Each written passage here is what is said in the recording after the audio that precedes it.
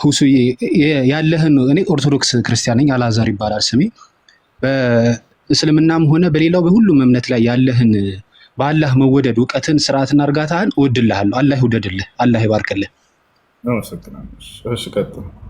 በዚህ አጋጣሚ ጥያቄ በእርግጥ ስለ መንፈሳዊ ላይሆን ይችላል። እኔ መንፈሳዊ እምነት ላይ ምንም አይነት እውቀት የለኝም፣ ግን ከቅርብ ጊዜ በኋላ በራሴ ላይ የሆነ ነገሮች ሀፕን አድርገው ነበር እና ጽንፈኛ ኦርቶዶክስም አይደለሁም። ብቻ አሁን አልሐምዱሊላህ የሚለው ቃል የእናንተ እምነት ላይ ያለው ቃል በጣም እየረበሸኝና እየጨነቀኝ ስለሆነ ስለሱ እንዲህ ስለሆነ ስለቻልኩበት ነገር ምናልባት አንተ ምረዳኝ ከሆነ ልጠይቅ ቢፈቀድልኝ፣ መልካም ፈቃድ ከሆነ ይቻላል። እሺ። ስለ አላህ ፍቅር ብላችሁ ታገሱኝ። እንትኑ የጀመረው እኔ እንደማንኛውም ሰው በውርስ ነው ክርስትናን ያገኙት ከቤተሰብ። ስራም እንደማንኛውም ሰው ሰርቼ የምኖረኝ እና በሆነ ጊዜ በኋላ በምሰራውበት የባንክ እንትን ላይ የተወሰነ ነገር የሆነ ገንዘብ መጨመር ተደረገ።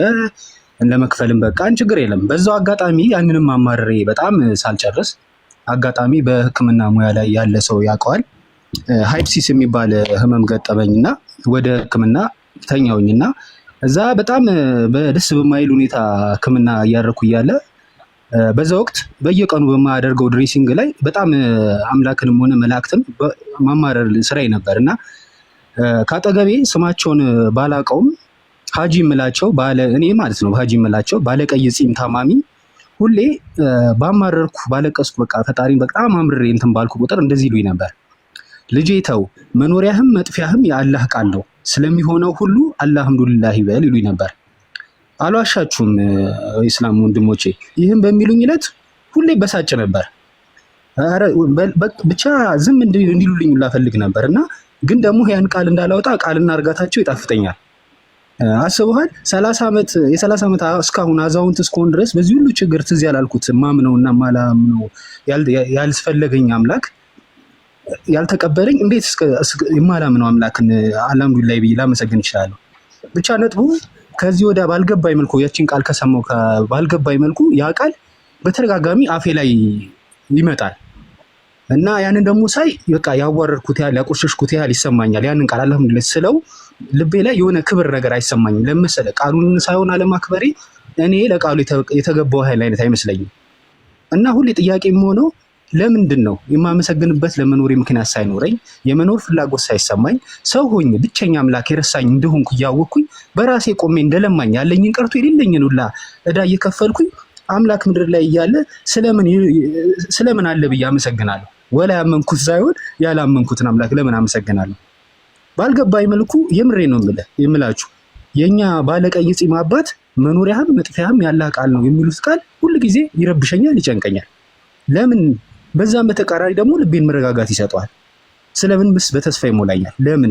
እነዚህ ጥያቄዎች በጣም ይጨንቁኛል እና ሰሞኑን እነ ጃሃይቤርን እነ ፒኬን ምናምን በጣም እየሰማኋቸው ነበር እና የሆነ ልዩ ጸጋ አላቸው የመናገር ከአንተም በተጨማሪ ማለት ነው። እና እኔ የሚገርመኝ ዓለም ላይ ካፊር እየተባልኩ በተነቀፍኩበት እምነት አልሐምዱሊላህ የሚለው ቃል ስለምን ይህን ያህል እድሜ ተጽዕኖ ሊያሳድር ቻለ? ለምን? እና ይሄ ጥያቄ በጣም ይጨንቀኛል። ከቻልክ መዳፈር ካልሆነ አነጋገር ይቅርታ ይህንን ብትመልስልኝ ደስ ይለኛል። መልካም ፈቃድ ነው። የሰው ልጅ ጌታውን ሊያመሰግን ከሚያስችልበት ምክንያት እንደው ምን አለው የሚለውን እንመልከት። አስታውሳለሁ ገና ልጅ እያለን የዛኔ አንድ ጓደኛዬ ነው እና እኔ እናቴ ምን አድርጋልኛለች እናትን ማክበር የሚለው የአምላክ ትእዛዝ ምን መስሎ አልታየኝም ማለት ነው። እናትን መታዘዝ ወይንም ደግሞ ለእናት ያለውን ክብር መግለጽ እኔ ባለኝ እንትን የዛኔ ሲገልጸለት በነበር ያልኩት አንደኛ ወደዚህ ዓለም እንድንመጣ ምክንያት ሆኖናል። ሁለተኛ እኛ ወደዚህ ስንመጣ ጊዜ በሞትና በህይወት መካከል ሆና ያንን ጭንቅ አሳልፋለች። ሶስተኛ ልክ እኛ ከተወለድን በኋላ አልተወልነው መስዋዕት ከፍለው እናትም አባትም ያን ሁሉ መስዋዕት ከፍለው እንትን ብለውናል፣ ውለታ ውለውልናል፣ አሳድገውናል።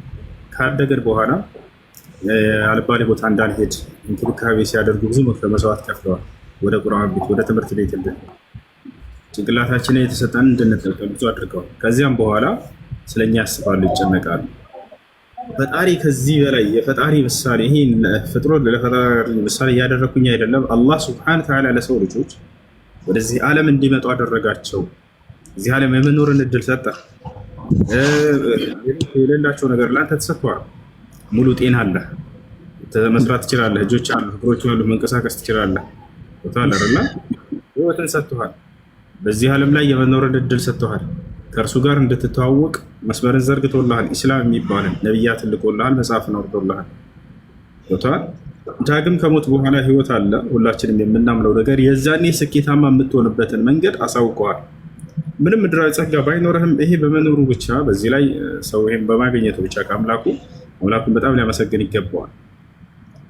አላህ ስብሐነሁ ወተዓላ የዋለልን ጸጋ በጣም ብዙ ነው። አላህ በቁርአን ላይ ሲናገር ወኢን ተዑዱ ኒዕመተላሂ ላ ቱሕሱሃ ይላል።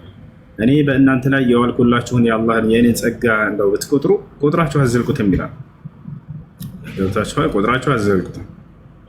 ከአንድ ከደጋግ ሰዎች መካከል አንድ ደግ ሰው የሆነች ጀልባ ላይ እየተጓዘ እያለ ኃይለኛ ማዕበል መጥቶ ወደሆነ የብስ ትጥለዋለች። እቺ ጀልባ እዛ የብስ ውስጥ ገባ። ነብዩ ሰለላሁ ዐለይሂ ወሰለም ናቸው ይህን ታሪክ የተናገሩት። እዛች የብስ ውስጥ ገባ። ጌታዬ ሆይ ምንም አይነት ክፉ ነገር ላላይ ከሰዎች ርቄ በዚሁ አንተን እያመለኩኝ በቃ ሞታለሁኝ ብሎ ቃል ገባ። ያ ሰው እዚያው ፍራፍሬ እየበላ ውሃ እየጠጣ በዚያው የራሱን ህይወቱን እየጠበቀ እስከ መጨረሻ ህይወቱ ድረስ እዚያው አላህን እየተገዛ አሳለፈ። በጣም አላህን ተገዝቷል ይሄ ሰው። ነብዩ ሰለላሁ ዐለይሂ ወሰለም በጣም አወድሰውታል። ከዚያ ይሄ ሰውዬ ሞተ። ከሞተ በኋላ አላህ ሱብሓነሁ ወተዓላ እናገረው። ወታቻው ባሪያዬ ሆይ በእዝነቴ ጀነትን ልስጥህ ላስገባህ ወይንስ በስራህ አለው። እንዴ ጌታዬ እኔ በስራዬ ነው መግባት የምፈልገው ያስገባኛል ስራዬ ማለት በጣም እኮ ነው የተገዛኸው። እንግዲህ አሁንስ እንደሱ ከሆነ ከሁሉህ ጸጋ ከአንዱ ጸጋ ጋር ያንተን ስራ እናወዳድር አለው። አላህ ሱብሓነሁ ወተዓላ ከዋለለት ጸጋ መካከል አይኖችን ሰጥቶታል። ከአይኑ ጋር ሲወዳደር ከዚህ ከዋለለት ጸጋ ጋር ሲነጻጸር ያ ስራው በፍጹም ሊመዛዘን አልቻለም። ትልቅ ጸጋ ነው አይን ብሎ ማለት። ይህን ጸጋ ግን የሚያውቁት ማን ናቸው? አይን የሌላቸው ሰዎች ናቸው። ቦታቸዋል አይደል? አይን የሌለውን ሰው እስኪ እንደ አንድ ጸጋ ምን ትመኛለህ ቢባል አይን የተከፍቶልኝ ይችላል አንድ የባየኋት ነው ይላል። እና ይሄ አላህ ለእኛ የዋለልን ጸጋ ልክ ያኔ ስለማንጠቀምበት ወይንም ደግሞ ይሄንን ነገር እኛ ስለያዝ ነው ጸጋ መስሎ ላይ ይታየን ይችላል። አላህን እንድታመሰግን የሚያደርጉ ብዙ ምክንያቶች አሉ ለማለት ነው ባጭሩ። አንደኛ በአንተ ላይ የዋለልህ ጸጋ እዚህ ዓለም እንድትመጣ አድርገዋል። ሙሉ አካል ሰጠ። የቀጣዩን ዓለም ደግሞ የገነትን የምትወርስበትን ምክንያቶችንም አስቀምጠልህ። ነቢያትን ላከልህ፣ መጽሐፍን ላከልህ። በዚህ ህግና ስርዓት ከሄድክ በቀጣዩ ዓለም ገነትን ትወርሳለህ። የዘላለማዊ ህይወትን ደስ የሚል ዓለምን ታገኛለህ ነው። የዚች ዓለም ላይ የሚከፋን ነገርስ ይሄ የዚህ ዓለም ላይ እስካለን ድረስ ወቲልከል አያሙ ኑዳዊሉሃ በይነ ናስ ነው። ይቺ ዓለም በሰዎች ላይ ትገለባበጣለች። አንዳንዴ ደስታ አለ፣ አንዳንዴ ሀዘን አለ፣ አንዳንዴ ማግኘት አለ፣ አንዳንዴ ማጣት አለ። ይህ ደግሞ ለእኛ ብቻ ሳይሆን ለነቢያትም አልቀረም። ነቢያቶች አንዳንዴ ይደሰታሉ፣ አንዳንዴ ይከፋሉ፣ አንዳንዴ ያገኛሉ፣ አንዳንዴ ያጣሉ። ያለን አዩብ ዓለይሂ ሰላም በጣም ሀብታም ነበር። ከጊዜ በኋላ ግን ያን ገንዘቡን አጣ። ነቢያቶች የሚገርመው በደስታ ጊዜያቸው ባገኙበት ጊዜያቸው ይልቅ የተከፉበትና ያጡበት ጊዜያቸው ነው በጣም ወደ አላህ የሚያቀራርባቸው። በሁሉም ጊዜ ወደ አላህ ቅርብ ናቸው እነርሱ። ነገር ግን ሙስሊም ይበልጥ ወደ አላህ የሚቀርበው አደጋ ሲደርስበት ጊዜ ነው። ማንም መሸሻ ከእርሱ ውጭ እንደሌለው ያውቃል። ወደ እርሱ ይጠጋል። ፈፊሩ ኢለላህ ይላል። ወደ እኔ ወደ አላህ ሽሹ እያለ ይናገራል። እና ይሄ ነው። ይበልጥ ደግሞ ጨምርለት ጃ ካለ በጸጋ የምትመላለስ ጃ አለ። ጃ የለህም? አሎ እሺ ቀጥል። እሺ ሌላ ጥያቄ ካለ መቀጠል ይቻላል። እንጀራ ምን ትላለህ በዚህ ላይ? እኔ በዚህ ላይ ሳይሆን በቅድሙ ሀዲስ ላይ ነበር ለመናገር የገባሁት። እሺ የቅድሙ ሀዲስ የሚለው ተቅቢል ነው አይደለም፣ መሳም ነው የሚለው። እሱ ግን ሲጠቀምበት የነበረው አጸያፊ ነው። የሰማይና የምድር ያክል ልዩነት ነው መጥባት የሚል ነው። ይሄ ደግሞ እንደው ሀዲሱ እንኳን እንደው ደይፍ እንኳን ባይሆን አባት ህፃን ልጅ ነው፣ ምንም ነፍስ የማያውቅ ነው። እናቶች እና አባቶች ይሄንን ነገር ማንኛውም በአሁኑ ሰዓት የሚያደርጉት ነው።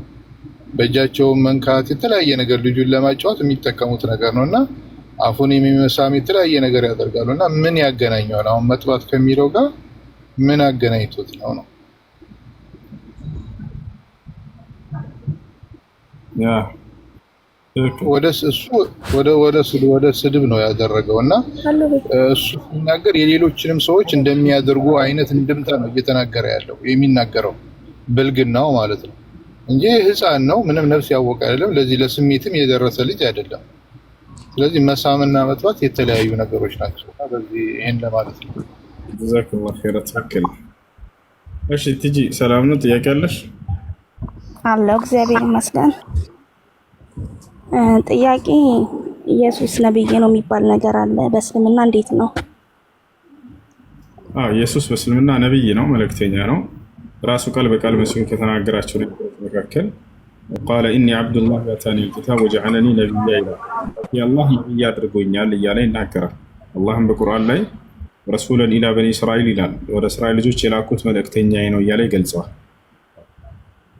አይ መጽሐፍ ቅዱስ ላይ እንደዛ የሚል ቃል የለም። ነብይ የሚል ያው ጌትነቱን የሚናገር ብቻ ነው። ነብይ ነው። አብዱልከሪም አለ። አብዱልከሪም አለ። አንዴ ነብይ መሆኑን አንዴ በደንብ አሳያቸው። ቀጥል አንተ።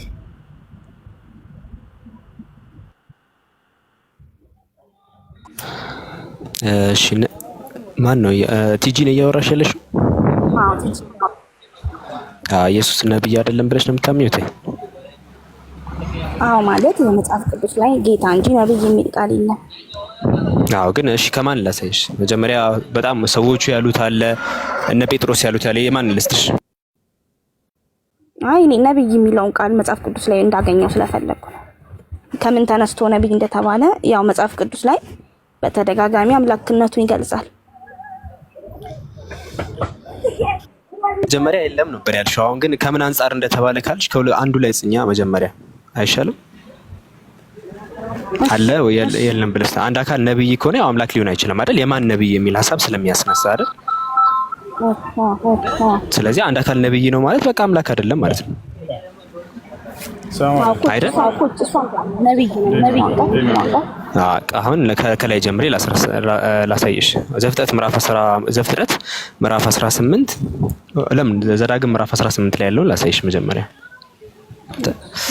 ዘዳግም ምዕራፍ 18 ቁጥር 18 ላይ እናንተ ለኢየሱስ ነው ብላችሁ ስለምታምኑ ለሙሴ ምን ተብሎ ተነግሮለት ነበር? ከወንድሞቻችሁ መካከል እንዳንተ ያለ ነብይ አስነሳላችኋለሁ ብሎ ተናግሯል አይደል? እሺ ላውጣልሽ። ኦኬ እሺ እዚህ ይታይሻል። እዚህ ላይ እንደተመለከተችው ዘዳግም ምዕራፍ 18 ቁጥር 18 ላይ ከወንድሞቻችሁ መካከል እንዳንተ ያለ ነብይ አስነሳላችኋለሁ ይላል። ማን የሚያስነሳው? አምላክ የሚያስነሳው አይደል? ይሄ የሚያስነሳው ነብይ ማን ነው? እስቲ የተነሳው ነብይ በእናንተ በክርስትና እኔ ምን መሰለህ፣ አሁን እኔ የምፈልገው ኢየሱስ ነብይ ነው የምትለውን ቃል ነው። እንዲህ ማብራሪያ ውስጥ ከገባክ እኔ መጽሐፍ ቅዱስ አላውቅም፣ ግን ኢየሱስ ነብይ ነው የምትለውን ቃል ነበር የፈለኩት። ነብይ ነው ላሳይሽ እኮ ተረጋጊ። አሁኑ ላይ እኮ ላሳይሽ እኮ ነው። አንዴ ይቅርታ ላሳይሽ እኮ ነው። የአሁኑ ላይ መጀመሪያ አምላክ የሚያስነሳው ነብይ እንዳለ እንድታቂ እፈልጋለሁ። መጀመሪያ አይደል የአሁኑን ትንቢት እኮ ለማን እንደሆነ ላሳይሽ እኮ ነው። መጀመሪያ ግን የአሁኑ ገብቶሻል?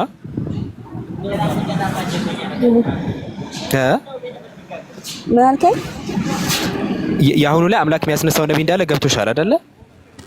አዎ ኢየሱስ ነው የሚል አላየውም እንጂ ነብዩ ኢየሱስ መሆኑ ይሄኛው ነብይ እንደተነሳ አለ ጽሑፉ። ይሄኛው ደግሞ ለኢየሱስ እንደሆነ ማስረጃ ልስጥሽ። እሺ ልክፈትልሽ። እሺ ሉቃስ ላይ ልክፈትልሽ። ሉቃስ ላይ አስቀምጠውታል። ሐዋርያ ሥራ ላይ ቲንክ ሐዋርያ ሥራ 3:22 ላይ ለኢየሱስ እንደሆነ አስቀምጠዋል። ከዛ በኋላ ኢየሱስ አምላክ አይደለም ማለት እሺ ይሄው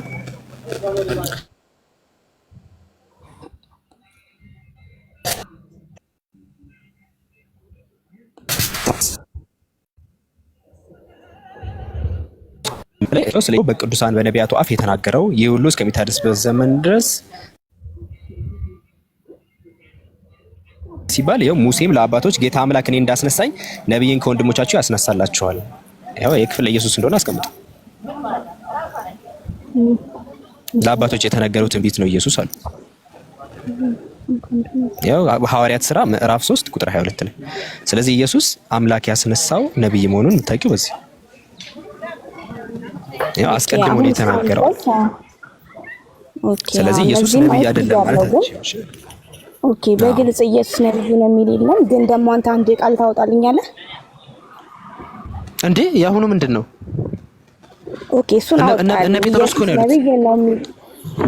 ነብይ አይደለም ካልሽ እኮ ትወጫለሽ ከክርስትና።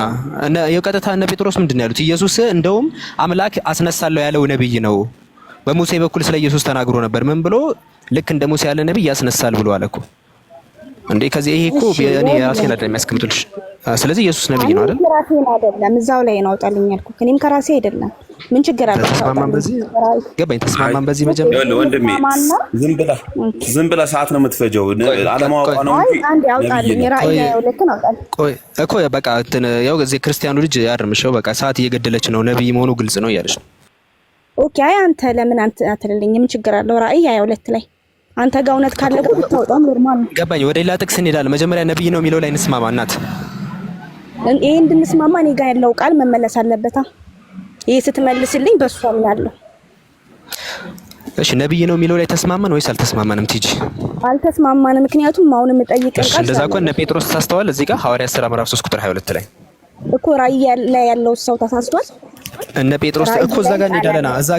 እዛ ጋር እንሄዳለን። ተረጋጊ ቲጂ። በኃይል የሚሆን ነገር የለም። እሺ እዚህ ጋር እነ ጴጥሮስ ኢየሱስ በሙሴ የተነገረው ነብይ ነው ብለው ተናገሩ። በቃ ኢየሱስ የሚቃል የለም እሱ ጋር ኢየሱስ የሚቃል የለም። እሺ ከላይ ራእይን አውጣለት ወንድሜ፣ አውጣለት ራእይን። ምንም የሚጋጭ ነገር የለም።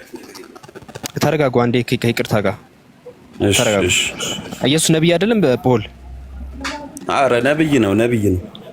ስለዚህ ሚዩት አድርጋ። ታዲያ እሷ ገና እየተማረች ነው። ስለዚህ አንተ ሚዩት አድርግ። ኦኬ በቃ የተሻለ አጠገብሽ ያለው ክርስቲያን ነብይ መሆኑን ያምናል። አንቺ ዜሮ መጀመር አለብሽ ማለት ነው። እሺ እዚህ ጋር ቃል መጽሐፍ ቅዱስ ነው የምሰማው እኮ ይሄው። እሺ እዚህ ጋር ያው እየተወረደ ከጥንት ጀምሮ በቅዱሳን አፍ የተናገረው ሁሉ ያለ ስለማን ነው የሚለው? ይሄው ኢየሱስ ክርስቶስ አይደል የሚለው ከቁጥር 19 ጀምሮ። ያው እንግዲህ ጌታ አለ ፊት የመጽናናት ዘመን አስቀድሞ ለእናንተ የመረጠውን ኢየሱስ ክርስቶስን እንዲልክ አለ በኃጢአታችሁ ይመለስ ዘንድ ንስሐ ተመለሱ አለ። እግዚአብሔር ከጥንት ጀምሮ በቅዱሳን አፍ በነቢያቱ አፍ የተናገረው ነው አለ። ስለማ ስለ ኢየሱስ። እንግዲህ ከዚህ በላይ ሰርፕራይዝ የለም እናቴ። ዛሬ እያነበብሽው ነው። ስለዚህ ኢየሱስ ነብይ ነው ከተባለ የማን ሲባል አሁን ወደ ቀጣይ ጥያቄ ችግር የለውም። ኢየሱስ ነብይ አይደለም? ራእይ 22 አውጣልኝ። ራእይ 22 እሺ ኢየሱስ ነብይ ነው። ነብይ ከሆነ የማን ነብይ ነው? የአምላክ ነብይ አውጣክልኝ።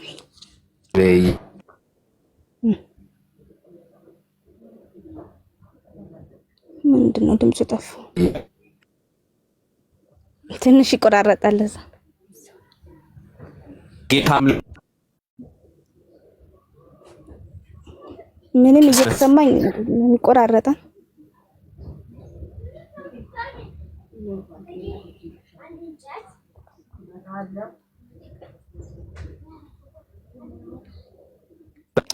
ይቆራረጣል በጣም። እሺ አይሰማቸውም ልጆች? እየተቆራረጥኩኝ ነው እኔ። ይሰማል። አሁን መጣክ? ይሰማል። በቃ ኔትወርክ እየተቆራረጠ ይሆናል። እኔ ጋር ይሰማል። አሁን ይሰማል። ቀጥል። ራእይ 22 እሺ ራእይ 22 ላይ ያለውን ሐሳብ ንገሪኝ። ከዛ ራእይ 22 ከዛ 20 አሁን መጽሐፍ ቅዱስ ስልኩ እየጠቀምኩበት ስለሆነ አንተ እንድታወጣልኝ ነው። በዛው ስልክ ነው ማውራክ። እሺ ራእይ 22 ቁጥር 20 እሺ ምንድነው ሐሳቡ? ሐሳቡን ተናገሪ እስከዛ ድረስ ነው እኮ ሐሳቡን ያው ስታነበው እንትን ይላል።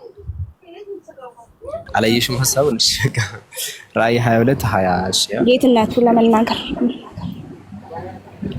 እሺ ኢየሱስ ጌታ ነው ይላል። ራእይ 22 20 ላይ ይህን የሚመሰክር አሁን በቶሎ እመጣለሁ ኢየሱስ ጌታ ኢየሱስ ሆይ ና ይላል። እዚህ ምንድነው ሐሳቡ? ላይ ጌታ ኢየሱስ ነው። ልዩነት የለውም። ጌታ ማለት እኮ አምላክ ማለት አይደለም ቲጂ። አላህ ረብ ነው። ረብ ማለት መለኮታዊ ጌትነት እንጂ ሰይድ አይደለም። ሰይድ በሚለው ልክ እንዲህ አለቃ በሚል ሴንስ አይደለም። የኢየሱስ ጌትነት ግን አለቃ በሚል ሴንስ ነው። ማስረጃ መስጠት እንችላለን። ምክንያቱም ጌታ ማለት ብዙ ትርጉም ነው ያለው። እሺ ለምሳሌ ሳራ አብርሃምን ጌታ ስትለው አምላክ እያለችው ነው እንዴ? እንደዛ ነው የምታምኚው? እሺ እዚህ ጋር በዚህ እንስማማ። ደግሞ ሮሜ 10 ላይ ደግሞ አውጣልኝ። ቆይ ይሄን ላብራራልሽ መጀመሪያ። እሺ ይሄኛው ይብራራ መጀመሪያ ለሁላችሁም። ጌታ ሲባል ክርስቲያኖችም ሌሎቻችሁም ካላችሁ ጌትነት በሁለት ይካፈላል። እሺ አለቅነትን የሚያሳይ አለ፣ መለኮታዊ ጌትነትን የሚያሳይ አለ። መለኮታዊ ጌትነት በመደረግ አይመጣም። አለቅነት ግን በመደረግ ነው የሚመጣው። የኢየሱስ በመደረግ የመጣ ጌትነት መሆኑ የምታውቂው ሐዋርያት ሥራ ምዕራፍ 2 ቁጥር 36 ላይ ጌታም ክርስቶስ ማደረገው እግዚአብሔር ብሎ ይናገራል። እግዚአብሔር ጌታም ክርስቶስ ማደረገው ሲል ኢየሱስ ተደረገ፣ ያ ማለት ተሾመ ማለት ነው። ተሾመ የሚለውን በግልጽ የሚያሳይ ነው። እሺ ልክ ዘፍጥረት ምዕራፍ 45 ቁጥር 9 ላይ ዮሴፍ ጌታ ተደረገ የሚለው ኦኬ፣ ዮሴፍ ጌታ ተደርጓል አይደለ? እሺ ወደ ዘፍጥረት ምዕራፍ 45 ቁጥር 9 ላይ ዮሴፍ ጌታ ተደረገ ይላል። ጌታ ተደረገ ሲል እዚህ ጋር አምላክ ተደረገ ማለት ነው። ቲጂ ተሾመ ማለት አይደል? አደኛ መጽሐፍ ቅዱስ ላይ ጌታ ማለት ፈጣሪ እንደሆነ ስለምናምን ነው። ጌታ እንደዛ ብቻ አይደለም። አይ ለሰዎችም እኮ በመጽሐፍ ቅዱስ ነው። አሁንም እየጠቀስኩልሽ ያለው በመጽሐፍ ቅዱስ ነው። ኦሪት ዘፍጥረት ምዕራፍ 45 ቁጥር 9 ላይ ምን ተብሎ ተቀምጧል? ሳራ እንትን ዘፍጥረት ምዕራፍ 45 ቁጥር 9 ላይ ዮሴፍን አምላክ ጌታ እንዳደረገ ዮሴፍ ተናገረ። ጌታ ተደረገ ማለት በግብጽ ላይ ተሾመ ማለት ነው። ሹመትን ለማሳየት ነው። እሺ ጌታ የሚለው ሹመትን ለማሳየት ይገባል። ልክ ዮሴፍ ታዲያ እንትን ግብጽ ላይ ጌታ ተደረገ ተብሎ ተሾመ ከተባለ ታዲያ ኢየሱስ ሐዋርያት ሥራ ምዕራፍ 2 ቁጥር 36 ላይ እስራኤል ላይ ተሾመ ማለት ነው። ጌታም ክርስቶስም ተደረገ ይላል። ኢየሱስ የተደረገ ጌታ ነው ብለሽ ታምኛለሽ? በግን መጽሐፍ ቅዱስ ግን ኢየሱስ የተደረገ ነው ብሎ ማለት የተሾመ ማለት ነው። የተደረገ ነው ይላል። ቃል በቃል ላሳይሽ፣ እንደዛ ቃል በቃል ላሳይሽ። እሺ ቃል በቃል ከተደረገ ከተባለ ሹመት እንደሆነ መጀመሪያ ተስማማን አይደል? አንድ ቃል ጌታ ተደረገ ከተባለ ተሾመ ማለት አይደል? አይደል? አዎ በቃ በትክክል ኤግዛክትሊ ኢየሱስ ተደረገ የሚለው ላሳይሽ።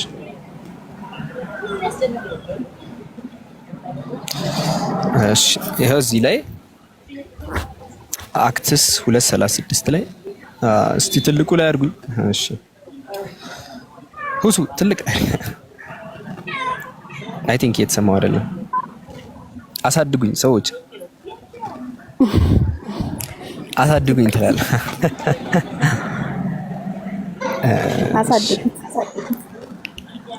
አሳድጉኝ ትላለህ። እሺ ያው እዚህ ጋር የሚታይ ከሆነ ቆይ እሺ አረጥር ቆይ አልጠራ እዚህ ጋር ጠራ። አሁን ይታይሻል? አሁን ይታያል ትንሽ። እዚህ ጋር ቁጥር 36 ላይ ይኸው እንግዲህ እናንተ የሰቀላችሁትን አለ እናንተ የሰቀላችሁትን ኢየሱስን እግዚአብሔር ምን ይላል? እግዚአብሔር ጌታም ክርስቶስም እንዳደረገው አይተሻል? ጌታም ክርስቶስም እንዳደረገው። ስለዚህ ጌታ በእስራኤል ላይ ጌታም ክርስቶስም ተደርጓል። ኢየሱስ ተሾመ ማለት ነው። በቃ ክርስቶስን ማለት መቀባት ማለት ነው። ኢየሱስ እግዚአብሔር ቀባው ነው። ጌታ አደረገው፣ ሾመው ነው። ሳይደረግ በፊት ታዲያ ምን ነበር ሲባል አልተሾመም ነበር። ሰላም ነው አይደል? ይሄ ግልጽ ነው። እሺ ይሄ ስለዚህ ተሾመ ተባለ እንጂ አምላክ ነው ማለት አይደለም። ስለሆነ በሱ ማመን የለብንም ማለት ነው አይደል? አምላክ ነው ብለሽ ማመን የለብሽም። ቲጂ ወይስ መጥፎ ሁኔታ ውስጥ ገበያለሽ? ኢየሱስ ቆይ አንዴ ሁሱ እያወራን አንዴ ሚዩት አድርጊ። ኦኬ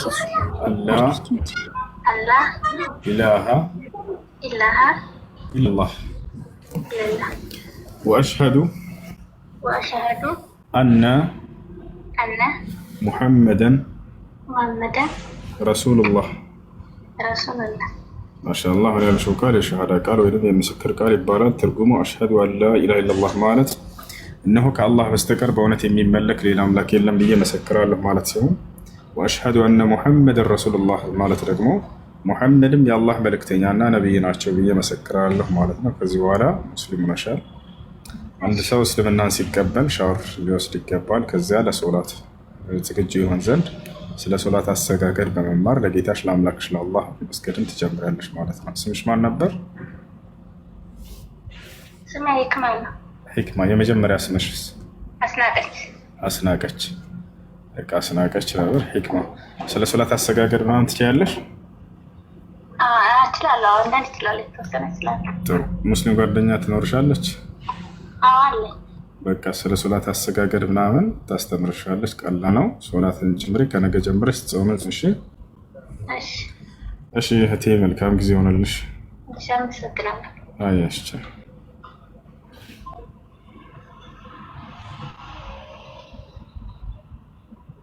እሺ አብዱልከሪም ካለ ቀጥሉ ነው። የለ አለኝ ሁሱ ቲጂ ይሰማሻል? ቲጂ አሁን ይሰማል? አዎ አሁን እና ጥያቄን ሰምተኛል? አቀሽ ቀጥይ ጥያቄሽ። ቀጥይ ጥያቄሽን ቲጂ።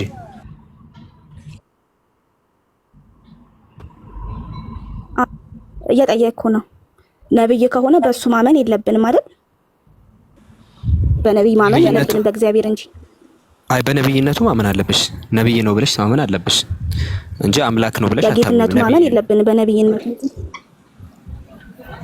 አለክ መለኮታዊ ጌታ ነው ተብሎማ አይታመንም።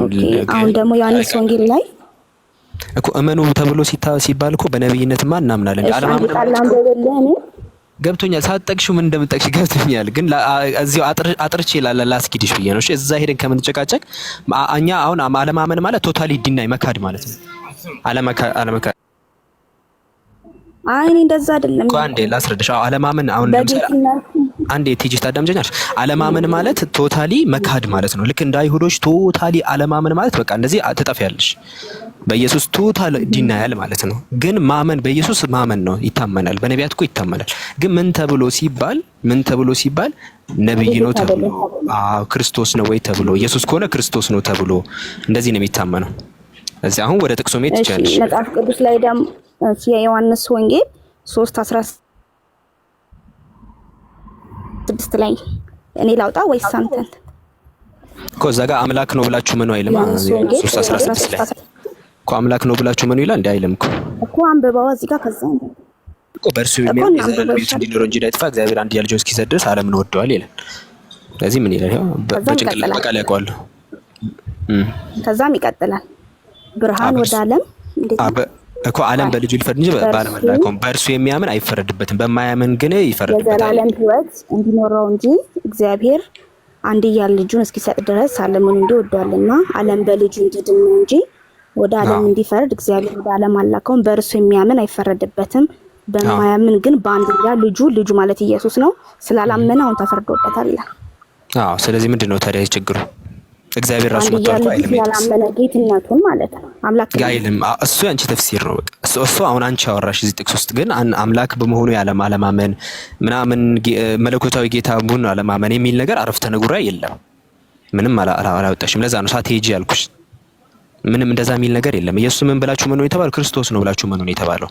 አሁን አንደኛ ዮሐንስ መልእክት ምዕራፍ 5 ቁጥር 1 ላይ ካየሽው ክርስቶስ ነው ብሎ የሚያምን ሁሉ ከአምላክ ተወልዷል። ክርስቶስ ነው ብሎ ያምናል። ኢየሱስን ክርስቶስ ነው ብላችሁ መኑ እንጂ ኢየሱስን አምላክ ነው ብሎ የሚያምን የሚል አንድ አረፍተ ነገር የለም። አንድ ጥቅስ የለም። አንድ ጥቅስ ማለት ነው። እንደዚህ አይነት ትምህርት የለም። እናንተን ያመጣችሁት ይሄንን ትምህርት። ኢየሱስን ክርስቶስ ነው ብላችሁ መኑ፣ መልእክተኛ ነው ብላችሁ መኑ። እንደዚህ ነው ትምህርቱ። ኢየሱስ አምላክ እንዳለው ተናግሯል። ታውቂያለሽ አትጂ? ስለሱ ያው ብዙ ማብራሪያ የለም እኮ። ኢየሱስ አምላክ አለኝ ካለ፣ መልእክተኛ ነኝ ካለ፣ ክርስቶስ ከተባለ፣ ክርስቶስ ማለት እኮ የተቀባ ማለት ነው። አምላክ ይቀባው ማለት አምላክ የመረጠው ማለት ነው። አንድ አካል ክርስቶስ ከተባለ በቃ አምላክ አይደለም። እሺ ትጂ፣ ምክንያቱም አምላክ የመረጠው አካል ማለት ነው። ስለዚህ እንደዚህ አይመለክም። እሺ እንደዚህ አታምልኪ፣ ወደ አንዱ አምላክ ተመለሽ። ለዛ ነው ኢስላም ቁርአን ሲመጣ ራሱ ያን ለማረም ነው። ምን አለ? ያ አህለል ኪታብ ላ ተጉሉ ፊ ዲንኩም አለ። እናንተ የመጽሐፉ ባለቤቶች ወይ በሃይማኖታችሁ ወሰን አትለፉ። እናንተ ወሰን ስላለፋችሁ ቁርአን መጥቶ በመጨረሻው ነብይ አማካኝነት እያረማችሁ። እንደዚህ አይባልም፣ አይደረግም። ስህተት ነው። በአንድ አምላክ ላይ አታጋሩ። 2-3 አድርጋችሁ አደረባችሁ አታምልኩ። ኢየሱስ ያንን አላስተማረም በማለት እንደውም ወደፊት እኔ አላልኩም ብሎ እንደሚናገር በትንሳኤ ቀን ላይ አስረዳን። ያ ነው ፖይንቱ። እሺ ስለዚህ ቲጂ ወደ እውነተኛው መንገድ ነው እንጋብዝሻለን። ሁሱ ምትላት ካለ ቆይ ሲና አንዴ ሚት ሲና አንዴ ትቀጥያለሽ። አንዴ ኧረ አንዴ ትቀጥያለሽ። ቆይ ትደረቢያለሽ። አይዞሽ፣ ሳትደረቢ ብቻሽን ታወሪያለሽ። አይዞሽ፣ መደረብ አያስፈልግሽም። ሲና አሁን ያሉ ቃሎችን አስረድተኛል። ሁሱ አለ ሁሱ ካለ ምትላት ነገር ካለ ለቲጂ። እንግዲህ እኛ እዚህ ቦታ ላይ የምናስታውሳችሁ ከዚህ በኋላ ነብይ አይመጣም። አዲስ ነብይ የነብያትን መንገድ እንድትከተሉ ነው። የነብያት መንገድ እሱን እንድትከተሉ ነው። መሲሁ ስለ ነብያት መንገድ ሊያስተምር መጥቷል። እሱም ከነብያት መካከል አንድ ነብይ እንደሆነ እስካሁን አይተሻል። ያንን የመሲሁን የአብርሃምን፣ የይስሐቅ፣ የያዕቆብን አምላክ አንዱን አምላክ በብቸኝነት እንድታመልኩ ነው ጥሪያችን። ወደዚያ መንገድ ተመለሱ ነው። አምላክ በመጨረሻ ዘመን ላይ ስልካቸው ጊዜ ነቢዩ ሙሐመድ ሰለላሁ ዐለይሂ ወሰለም እርሳቸውንም ለአይሁድ ለክርስቲያን ጭምር ነው የላካቸው። አላህ በቁርአን ላይ ያ አህለል ኪታብ ቀድ ጃአኩም ረሱሉና እያለ ይናገራል። እናንተ አይሁድና ክርስቲያኖች ሆይ እነሆ የእኔ መልእክተኛ ወደ እናንተ መጥቶላችኋል እያለ ይናገራል። እና ስለዚህ ወቁል ለዚነ ኡቱል ኪታብ ወልኡሚይን አአስለምቱም ይላል። ሙሐመድ ሆይ እነዚያ ለአይሁድና ለክርስቲያኖች ሰለሙ በላቸው። መስለም ማለት ሌላ ነገር አይደለም፣ ለአንድና ብቸኛ ለሆነው ለአምላክ ለእርሱ ብቻ ታዛዥ መሆን፣ እርሱም በፍጹም በብቸኝነት መገዛት ማለት ነው። አምላክ አንድም ሶስትም በሰዓት አንድና ብቸኛ የሆነውን አንዱን አምላክ ወደ ማምለክ መሲሁም እነ ሙሴም ሁሉም ነቢያት ወደ አስተማሩት ወደዚያ መንገድ በአንድነት አብረን እንሂድ፣ በአንድ አብረን እንዝለቅ ነው። በአንድ አብረን የነቢያትን መንገድ እንከተል ነው። ቁል ያ አህለል ኪታብ ተዓለው ኢላ ከሊመቲን ሰዋኢን በይነና ወበይነኩም ይላል። ሙሐመድ ሆይ ለአይሁድና ለክርስቲያኖች እንዲበላቸው እኛንም እናንተንም እኩል አንድ ወደምታደርገን ወደሆነችው ንግግር አንድ ብቻ እናምልክ አላህን እናምልክ ወደምትለው ንግግር ነው በላቸው ይላል። ወደዚያ ነው የምንጠራችሁ። ሀዛ ሁወል ኢስላም፣ ይህ ነው። ቀጥሎ መቀጠል ትችላላችሁ። እሺ እኔ ልጠይቅ ሁሱ? እኔ ልጠይቅ? ረጅም ሰዓት ነው የቆየሁኝ። እሺ ጠይቅ በቃ። እሺ እኔ ዝም ብላለሁ። እሺ ሁሱ ሰላም ብያለሁ። በጣም ለስነ ምግባርህ አድናቂህ ነኝ። ሰላም ይብዛልህ። አሁን እኔ ብዙም እንትን አልልም። አሁን በተነሳው የኢየሱስ አምላክነት ላይ ልቀጥልና የራሴ ወደ ቁርአን የምጠይቃቸው 2 እና 3 ጥያቄዎች አሉ። በትንቢት 6 ላይ ያለው እስቲ ይህንን ቃል እስካሁን ያው በመጽሐፍ ቅዱስ ብቻ እያነበብን ስለምንተረጉም የኢየሱስ አምላክነት ኢሳያስ ደግሞ ምን ይላል የሚለው ደግሞ እስቲ እኔ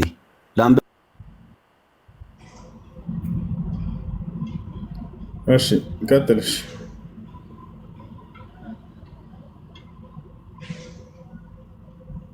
ይሰማል።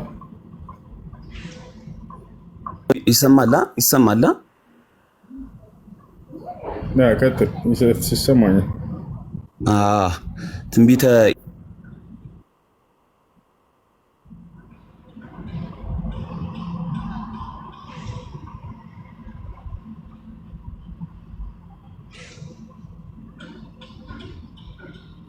ይቆራረጣል። ልጆች ያላችሁ ለኔ ይሰማኛል። ኔትወርክ የሚሰራለት ሰው ያንብብልኝ። እሺ ትንቢተ ኢሳያስ ምዕራፍ 9 ቁጥር 6። እሺ እያነቡልህ አንዴ የሚያነብልህ ሰው አለ።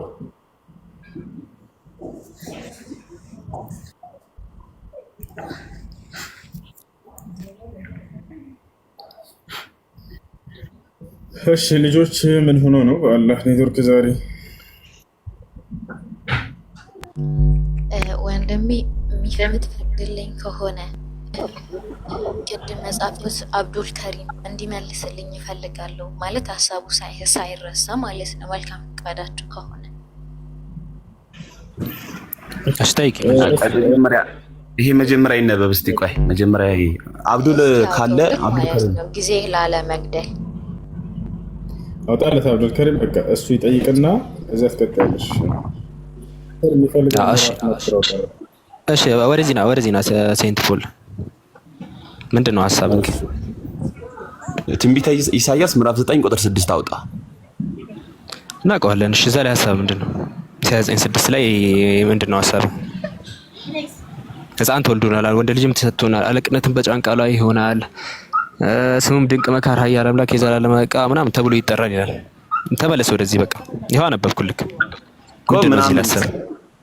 የዘላለም አምላክ ኃያል ድንቅ መካር ይላል። ለምን ምናምን ትላለህ? ለምን አጨርሰው እኮ አነበብኩት። ምንድን ነው ወደ ሀሳብ እንድትመጣ ነው። እዛ ላይ ምንድን ነው ሀሳብ? እኮ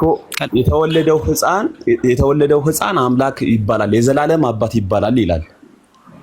አዎ መጀመሪያ ግን እሺ መጥፎ መንገድ ላስኪድህና ይሄን ማን ነው ለኢየሱስ ያለው እዚህ ክፍል ላይ? ስለ ኢየሱስ ያወራል ይሄ ክፍል። እዚህ አሁን አንተ ለኢየሱስ ነው ብለህ ጠቅሰሃል። እንግዲህ ማስረጃ አስጠናሽ። ኢሳያስ ምዕራፍ 9 ጭራሽ ስለ ኢየሱስ የሚያወራ ጥቅስ አይደለም ነው ካልከኝ ማስረጃ አስጠን እስቲ። ማን ነው ለኢየሱስ ያለው? ስለማን ነው የሚያወራው ታዲያ? እኔ ለምን ጠይቀኛል? አንተ እኮ ነው የጠቀስከው እኮ ትንቢት ነው እኮ። በማን ነው